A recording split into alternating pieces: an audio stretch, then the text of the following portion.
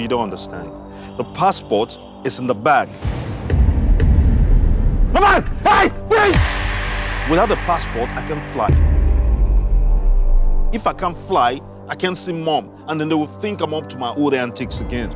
Welcome back to Movie Review, where we give you the lowdown on all the top movies anywhere in the world, and boy, have I got one for you today. As always, I'm your host Patrick, and today we're checking out Passport, a movie that follows the story of two characters, Oscar and Funke, and how they're very different, but they're also very similar. And let's find out how. Ladies and gentlemen, let's review this movie. Where is Oscar? We should tell the authorities, report them to the police, have them arrested. Oscar, this is not London. This is Brown area. Is that clear? The most outstanding thing about the cinematography in this movie for me was the music. I was hooked by the music in this movie because you're watching this movie and the music takes you through everything that's going on. So you feel the intensity of every moment. Particularly in scenes like the chase scene with Jim Ike's character chasing the kids after they stole his passport. It was really engaging because not only are you just watching them running, but the music accompanying that action really drives the whole sequence home. Apart from that, the cinematography overall was pretty standard. Nothing super outlandish. Very, very simple shots, very, very simple scenes. We got to focus a lot more on the story and things going on, and there was not a lot to do with special effects or anything like that. So for cinematography, it did what it was supposed to do. It gave what it was supposed to give. Top-notch cinematography work. You don't know them. I know them more than you do. Since why they rule here on the ball? Yeah! Everyone know good. I just want my stuff back. I don't want any trouble. 500K. What?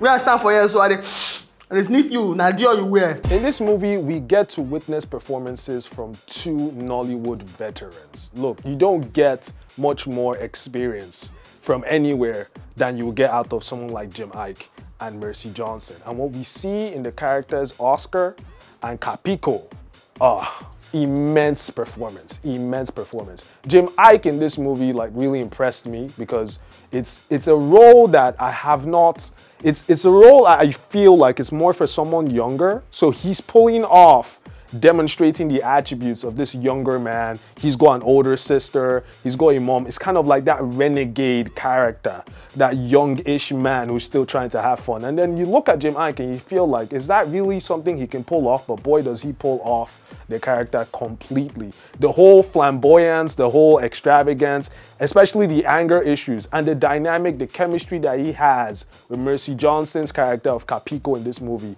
immense. Every time they were on screen together was the most entertaining parts of this movie. They made it, I can imagine being on the movie sets when both of them were having scenes together must have been so much fun for everyone involved. Have you ever been on a movie set, you see two characters playing and everyone just stops what they're doing and they just watch and they laugh and have a good time? That must have been what it was like. Immense performance. And we get to some of the scenes. I already mentioned I loved all the scenes where I saw these two Nollywood vets together.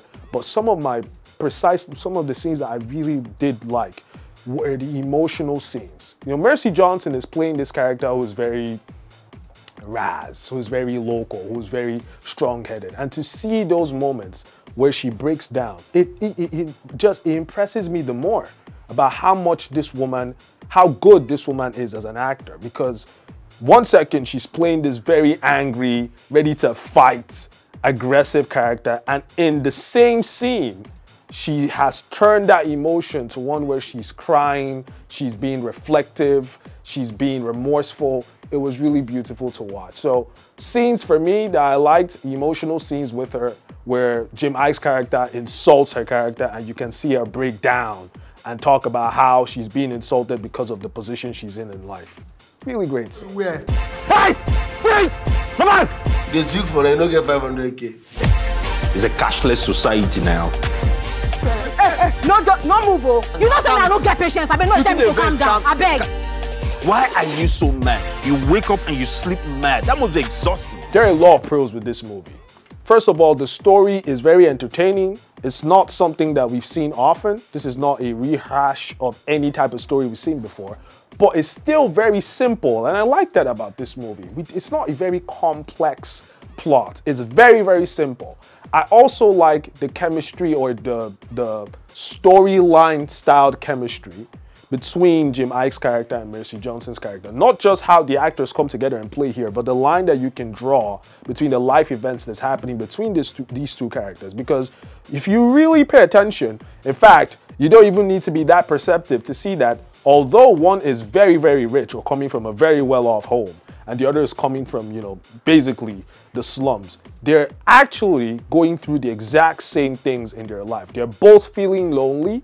They're both feeling a sense of responsibility to help their ailing mothers.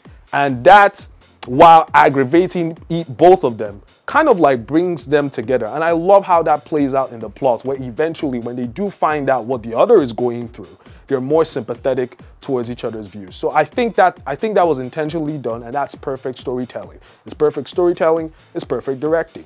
The acting performances were top-notch. I'm speaking about Mercy Johnson and Jim Ike in here. But apart from those two, we see some stellar acting performances from the rest of the cast. It was really entertaining to watch. And this is a movie that can fall flat very easily. The acting performances do not match what the director or the writing is trying to get them to do. So everything comes together, you have a good time, it's great. The cons for me, there's not a lot of cons, I'll be honest with you. There's not too many cons. I would just say the cons for me were there were some unrealistic scenes, for example. Take, for example, the scene where Jim Ike walks into a den of where basically the area boys and cultists are. You get in there, there are about like 12 of them.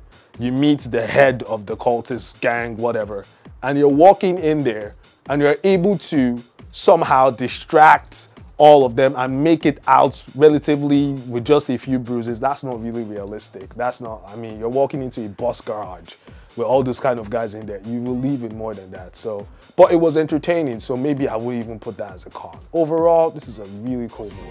And I'm best because this was supposed to get us. Human being, I don't get her. But I pass you. I don't sabi respect person. And you don't get sense. Now make me the best. I promise you, if I don't make that flight, you're not seeing a dime.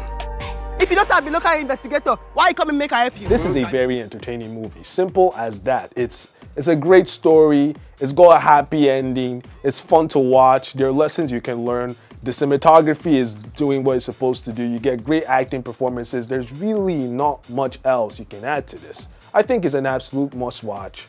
And you do yourself justice by seeing this one. You don't jam Yankee way past your home for years. I was born in Bristol. Take over. You know they feed the dream. No, this is a joke. I know be fan of English. You come here, they speak.